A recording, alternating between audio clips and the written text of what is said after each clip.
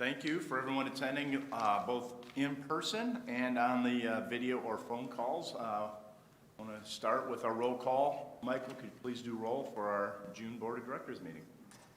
Alderman Bob Bauman. Here. Mr. Joel Brennan. Mr. Joel Brennan.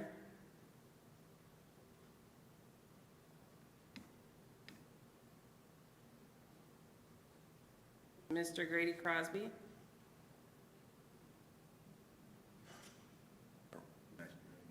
Not hearing. Joel.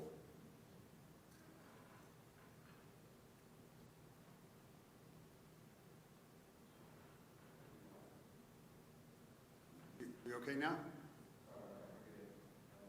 Right, yeah, Michael. Mr. Joel Brennan. I'm present. Mr. Grady Crosby. Present. Senator Alberta Darling. Mr. Mark Flaherty. Here. Representative Kaylin Haywood. Present. Alderman Cavalier Johnson. Senator Latanya Johnson. Mr. James Cantor. Here. Mr. Scott Mansky. Mr. Greg Marcus. Mayor Dennis McBride.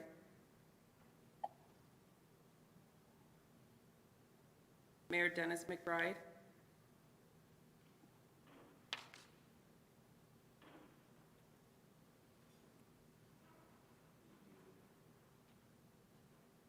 Hi, Senator.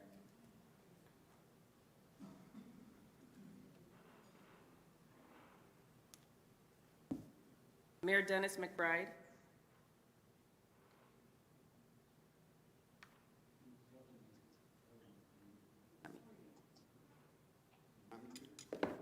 Mayor Dennis McBride, are you present?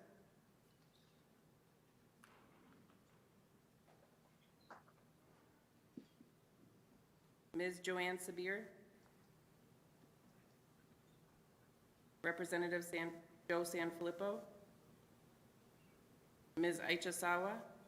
Here. Mr. Omar Sheikh. Present or here.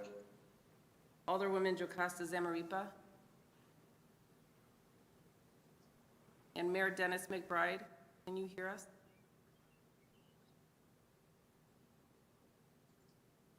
We have a quorum. Great. Thank you, Michael. First order of business is the approval and or discussion of our meeting minutes from our Board of Directors meeting on the 21st of May, 2021. Do I have any discussion or questions? All right, I would ask for a motion for approval. Second. All right, all in favor of approval for the meeting minutes from the Board of Directors meeting in May, please say aye. Aye. Aye. Any opposed?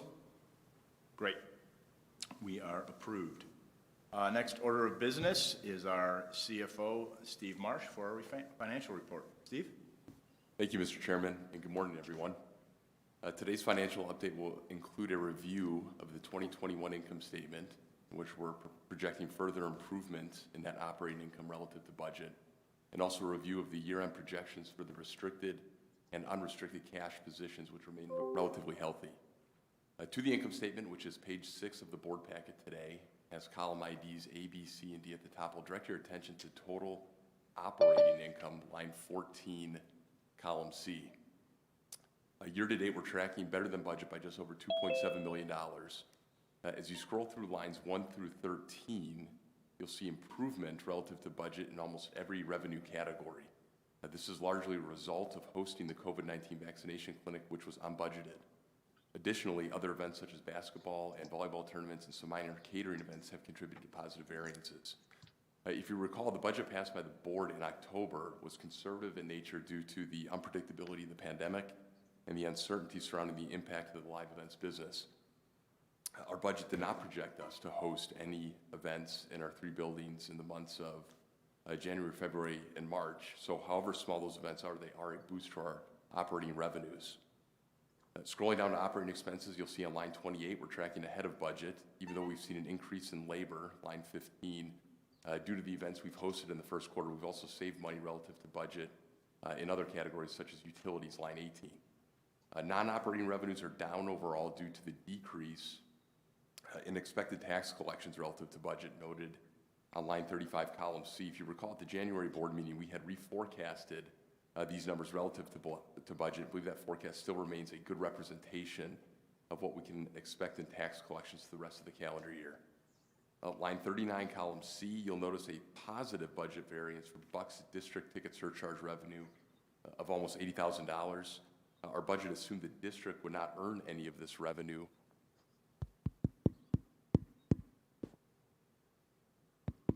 Yeah, I think yep.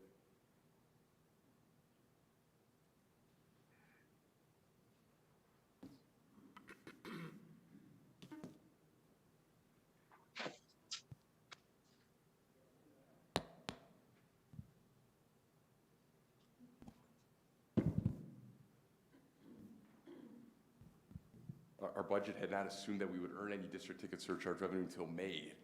As this board is aware, the Fiserv Forum began hosting a limited number of fans in February for Bucks home games and has recently increased capacity to 100% for the second round playoff games. Good news for the Bucks and certainly good news for the district, and we hope to see that continue into these. Thank you for calling the Wisconsin Center District. As we move down to non-operating expenses, lines 42 through 64, you'll see a lot of positive variation in the year-to-date numbers relative to budget. Some of this variation is simply driven by a matter of timing relative to when a particular expense hits our books, and we would expect for many of these categories to fall back closer to budget as the year goes on. In line 65, bond interest expense, we continue to show negative variation to budget of Wisconsin just Center over $5 District, million. this is Michael. Michael, hi, this is Dennis McBride. I can't hear anything at all on the Zoom call. I've gone out and in a couple of times to try to rectify it. I don't know what's going on, but I see somebody talking and I can't hear him. Okay, we will work on it on our end. All right, I appreciate it. Thank you. Thanks. Because microphone off.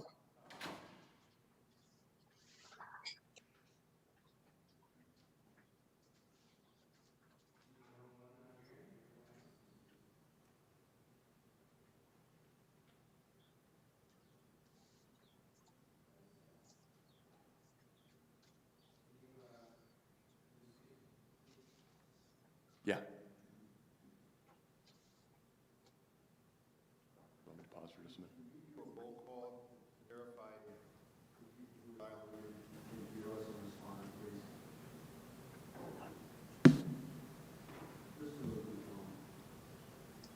Grady Crosby, Grady Crosby's here. Representative Haywood, I'm here. Omar,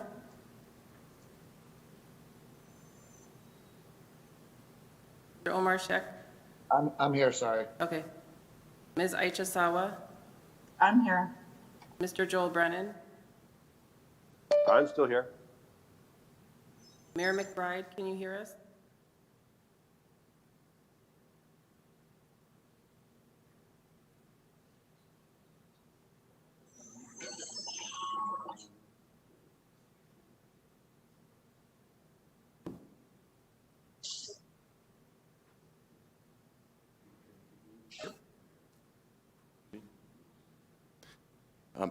I'll just draw your attention to line 65, bond interest expense. We continue to show negative variation to budget of just over $5 million. Again, this is a result of not budgeting for the expansion debt issued in December of 2020 and the associated bond interest expense we're now recognizing on a monthly basis. Line 67, column C, our year-to-date net income before depreciation is down relative to budget by $5 million.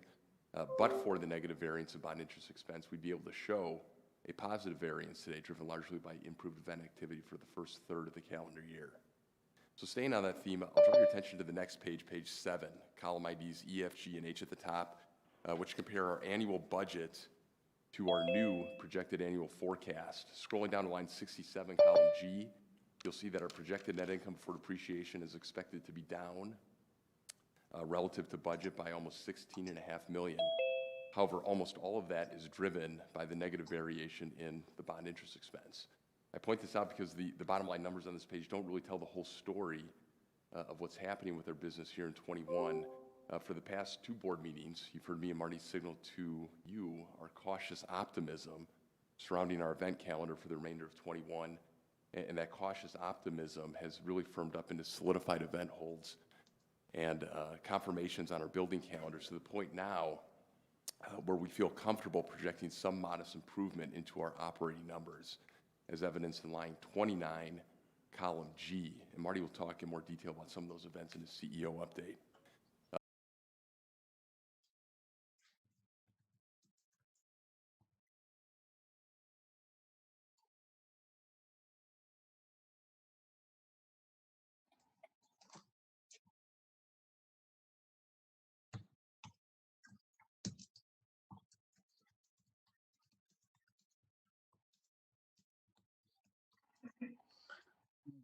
We can't hear Steve at all. Yeah, I agree. I've lost. We audio. lost Steve. Yeah.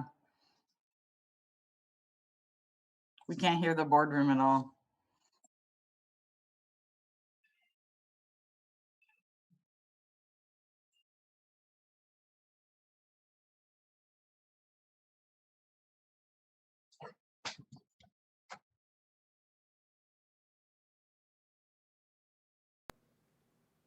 Alderwoman Zamarripa, Yes. just making sure that you can hear us.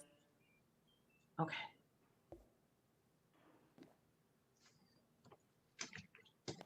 Rachel having a problem? I heard We can that. hear you now. We can hear Yes, you now. We can hear now. Okay. We're on page 9 of the board packet right now with column IDs MNOP at the top. You'll see highlights of our current forecast adjustments in column O relative to the last forecast we presented to the board. Line 29, net operating income is just up over $1 million due to improved event activity. Scrolling down to line 39, you'll see we're actually projecting a decrease in Bucks district ticket surcharge revenue for the year. While the year-to-date numbers are better than expected, we were perhaps a bit too aggressive in third and fourth quarter budget projections, particularly as it pertains to concert programming in the FISERV. This is a line item we'll continue to watch and perhaps see some potential upside if and when the Bucks announce more concerts for the 21 event calendar. Non-operating expenses are better than budget by about $650K, as noted on line 66. A couple of significant items to note. We expect to see improvement in our unemployment compensation expense, line 44.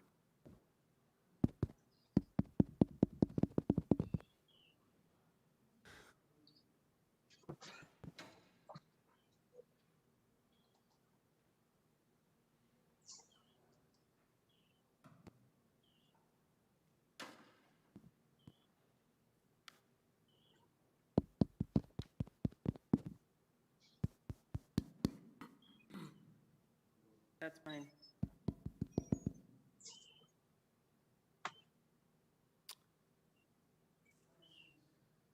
Picking up at line 50, Visit Milwaukee, the previous forecast included an estimated performance bonus related to 20 activity.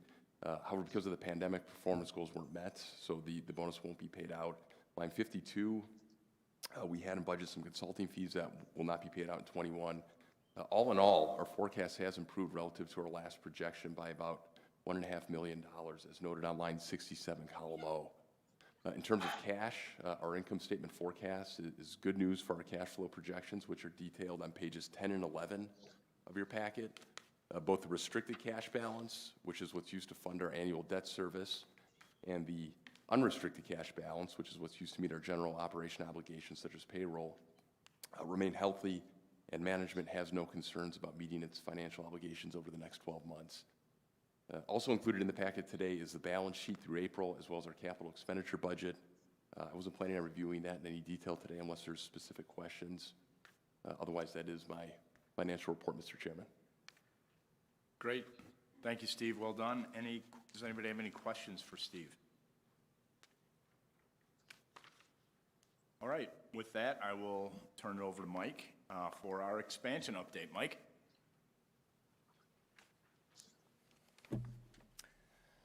Good morning. Another quick expansion update this month. First item is currently we have our bid package 1 construction documents that were out to bid to suppliers and contractors. We just got those, Gilbane and Smith just got those bids in yesterday. This was for deep foundations, site utilities, and site demolition scopes of work. So we're currently evaluating those. I was part of the bid release package authorizing Gilbane Smith to open up the bids yesterday. So I was part of the bid opening process with them yesterday. So we will have an update for Marty on budget on this first bid package here in the next few weeks.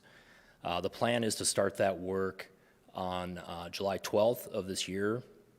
So the North Park parking lot area will get taken over by Gilbane Smith and the contractors mid-July, setting up site fencing, preparing for demolition of the parking lot. The existing foundations and the slabs will all come out this summer, July and August, and moving into site utilities, most likely August into September.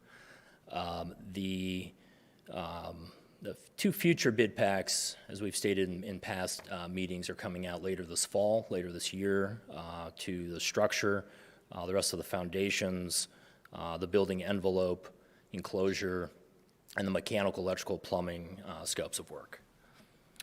We're also focused on meetings with the City of Milwaukee, Department of Neighborhood Services, with the code officials, talking about fun things like exiting, smoke containment, that sort of thing. So having lots of good code discussions as we're starting to develop and finalize our construction documents.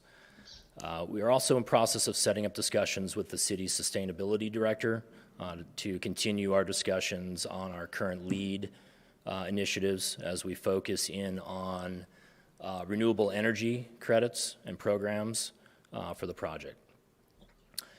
We also just recently hired a local mechanical electrical firm, Ring and Duchateau, for building commissioning services. This is for our enhanced lead commissioning requirements. So they will be tasked with verification of mechanical, electrical, and plumbing systems, as well as envelope. Is this Michael? It is. Yeah, I'm still not getting a thing, and I'm trying to get in by telephone too, right? But I don't have a passcode. The passcode is No. two. Well, no, I got a Zoom link, but I didn't get a passcode. You sent me several Zoom links. I will send the Email. email again with the contact information. Well, I've got several of those already, but yes, if there's something more, that'd be fine. Okay. But I don't know what's going on. I've never had a problem with Zoom before, but I'm not getting any audio whatsoever.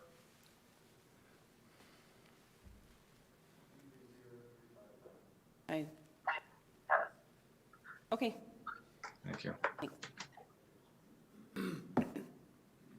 This is why in-person live meetings always.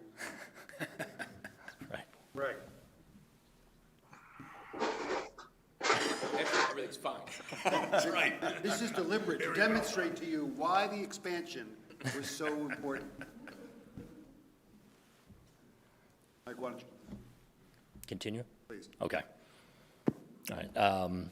Just to reiterate, just hired a firm for building commissioning services.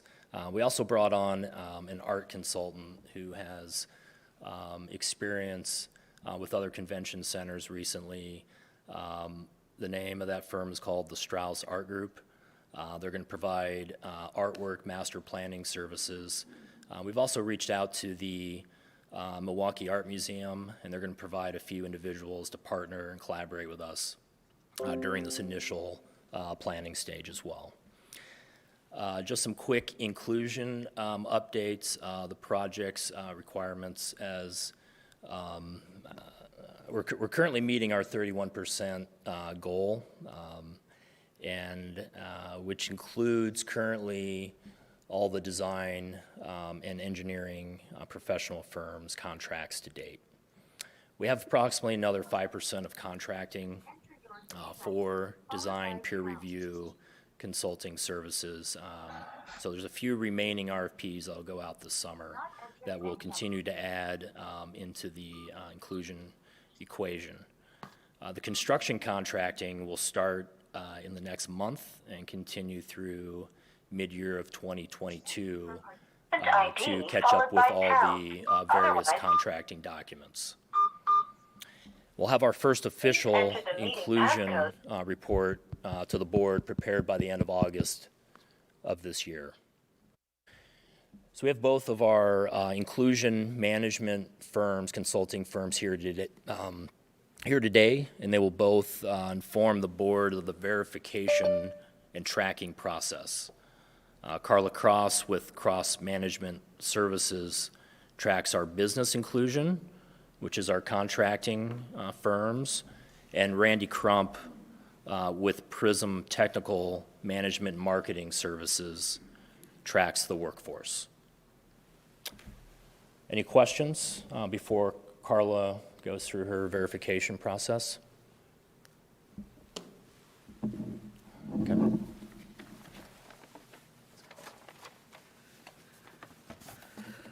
Good morning, everyone. Again, I'm Carla Cross, President of Cross Management Services, and we are the Inclusion Monitor for Business. So I'm just going to go over the couple of steps that we have in place to verify that the firms that we're counting towards the inclusion are actually certified and meet the guidelines. When prime contractors are bidding on the project, and then what we ask them to do is prepare Form B, which is a list of all their subcontractors or suppliers that they're going to be using on the project, the type of work they're going to be doing, and then the estimated amount of the contract. What we do is we take that list and we use the online directories for the state, the city, the county, and then the Veterans Verify system to actually identify if those firms are actually certified. If we cannot find them on the online system, then we ask the firm to submit a copy of their certification. After the prime contractor has been awarded a contract, we ask all the certified firms to complete Form B. Form B1, which comes from them certifying they actually have been awarded a contract to work on the project. And on that form, they identify the services they're going to be performing and the value of their contract. Once we get that form, then the certified firm will appear on our reports that we prepare. Throughout the project, we perform a commercial useful function review to confirm that the certified firm is actually performing the services for which they are certified to do. And then also, we do some on-site reviews, and this will be after construction starts, to make sure the work is being performed by their employees.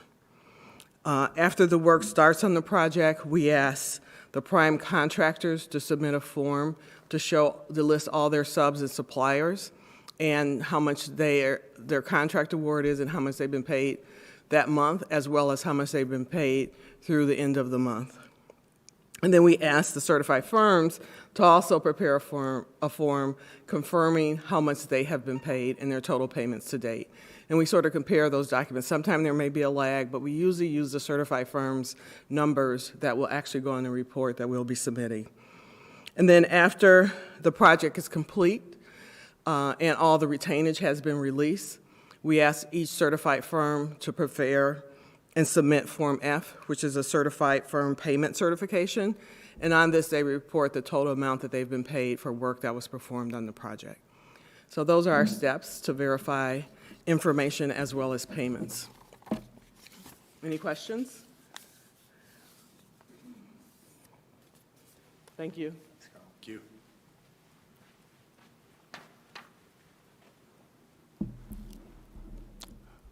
Good morning. I'm Randy Crump, founder of Prism Technical. I'm here to discuss the workforce tracking and verification process. It's a pleasure and actually an honor to be here with you today. While I know some of the current board members, few of you know that this firm, Prism, was born out of my experience as an inaugural board member of this body after being appointed by Mayor John Norquist during the original construction of the project. Enough history. Let's get started.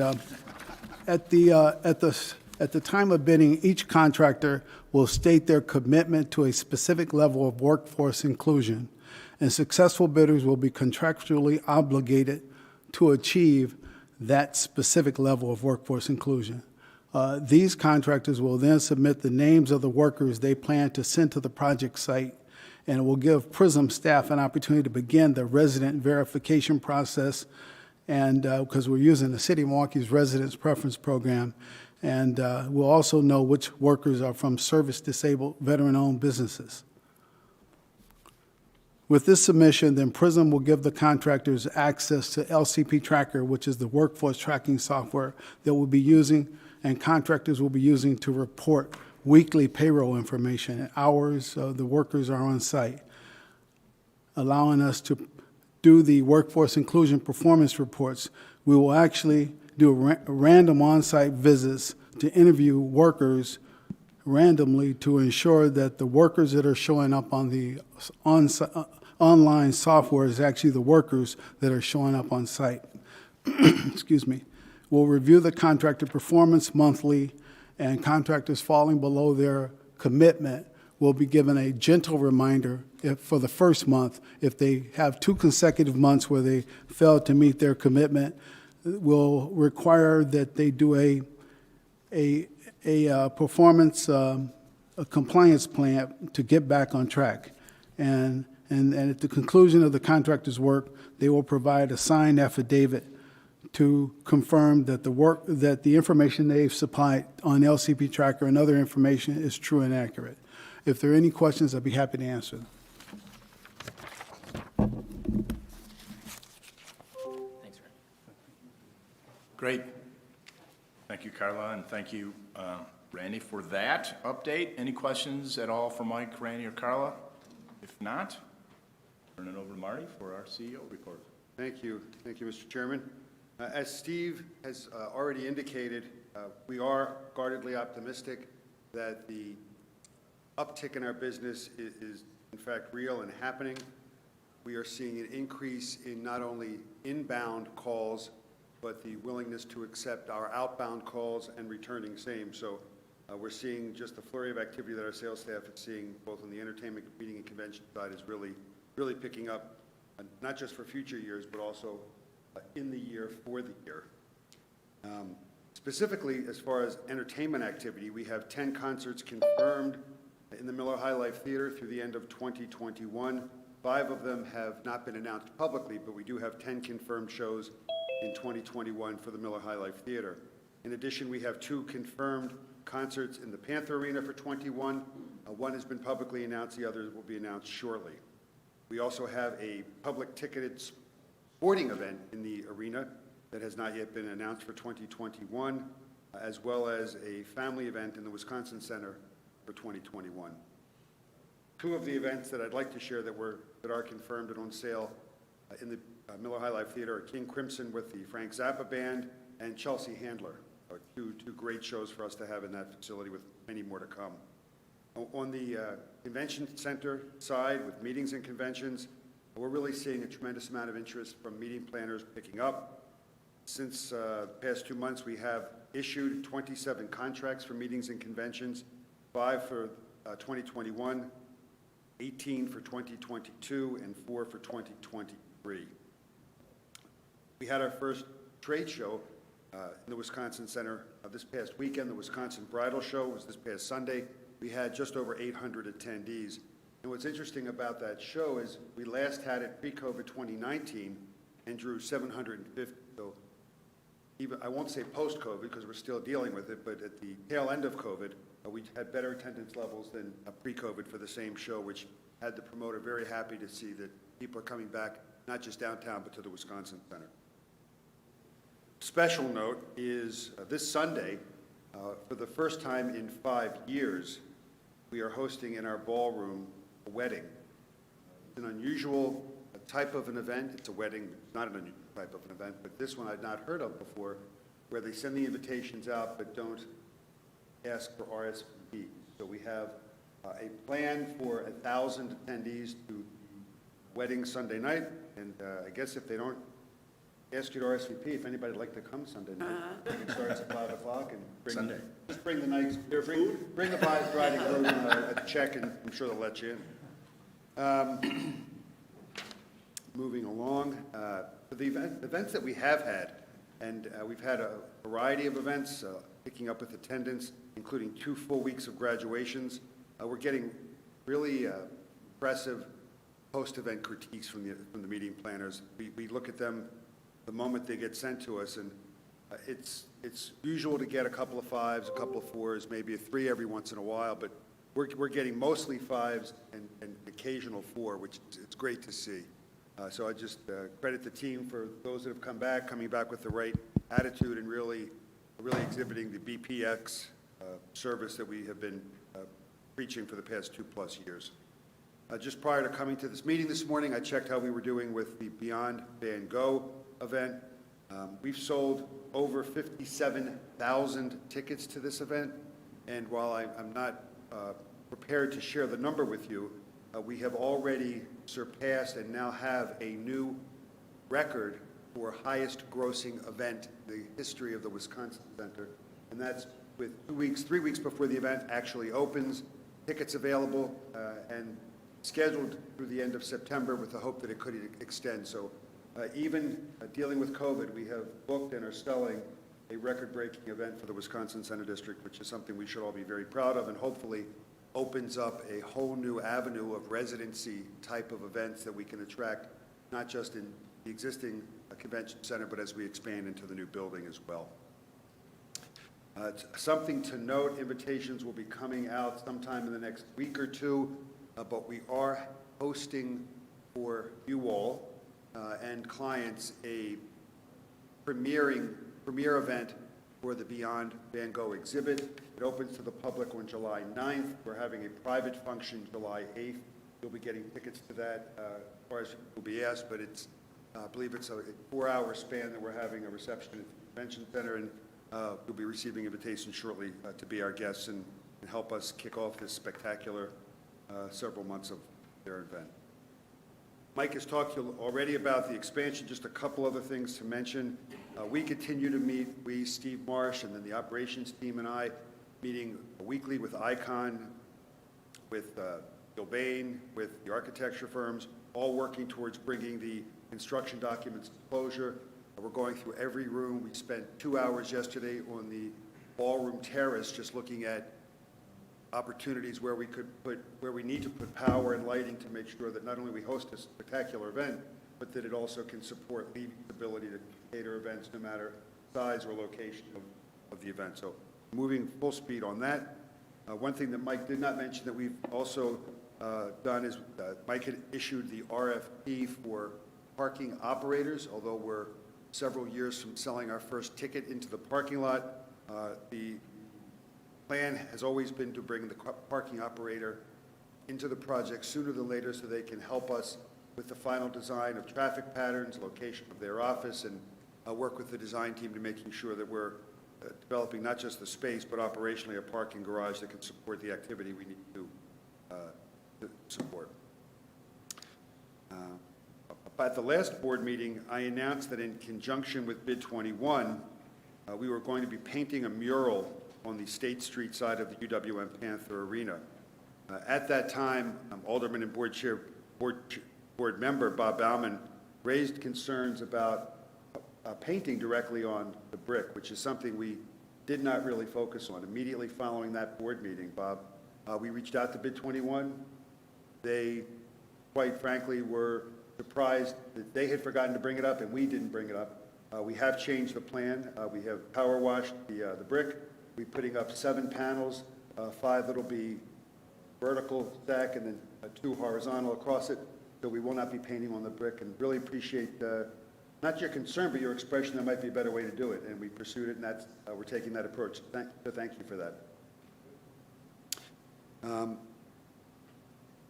Two other things in open session.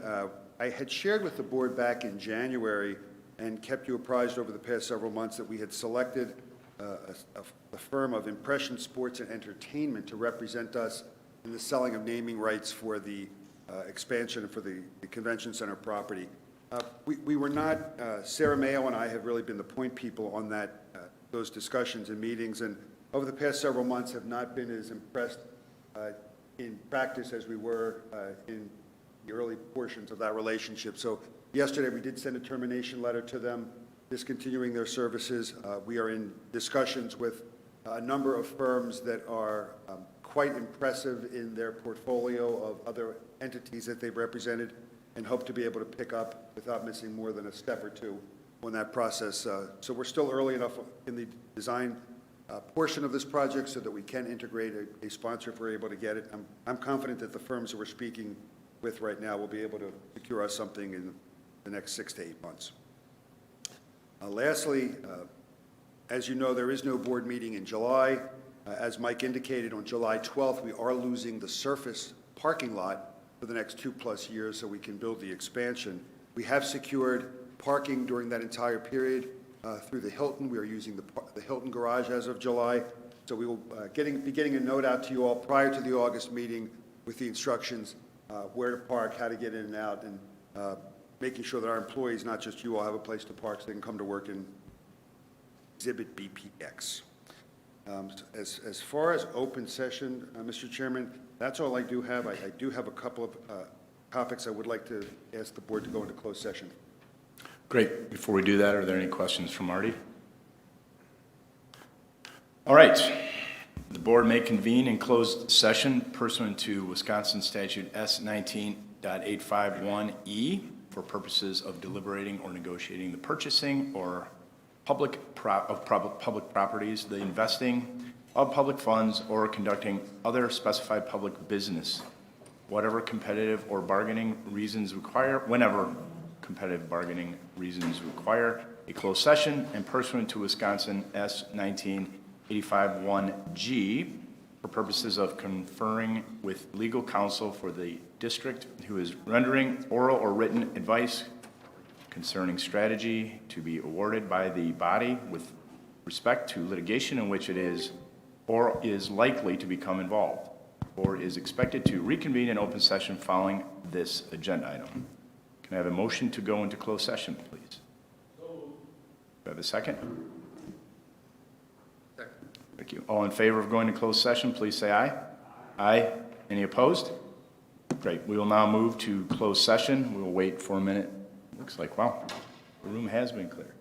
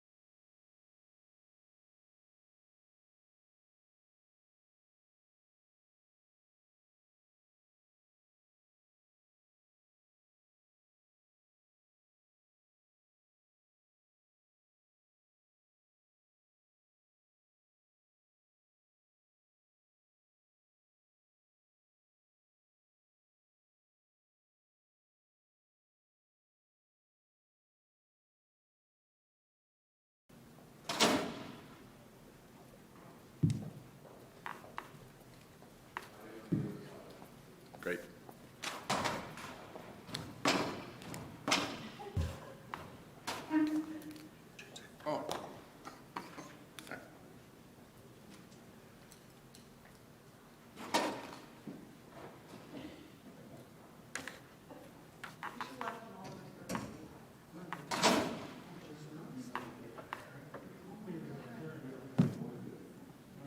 All right, is everybody back and everybody back on the line?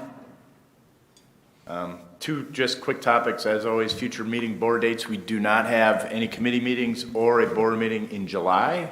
Our next one is, I believe, August 20th, if that's right, next full board meeting, August 20th. So we'll have a good, fun-filled summer. We'll do that so everyone can get out to all the great bars and restaurants and events in the city. So please take advantage of that time. Any questions on the board dates? All right, any other future meeting items that anyone wants to discuss? If not now, we can always send an email over to Marty or Michael, and we will get that on the agendas. And with that, I will entertain a motion to adjourn. Second. All in favor? Say aye. Aye. Any opposed? Great, thanks for a good board meeting, and the meeting is adjourned. We will see you in August. Have a great summer, I guess. Thank you. all.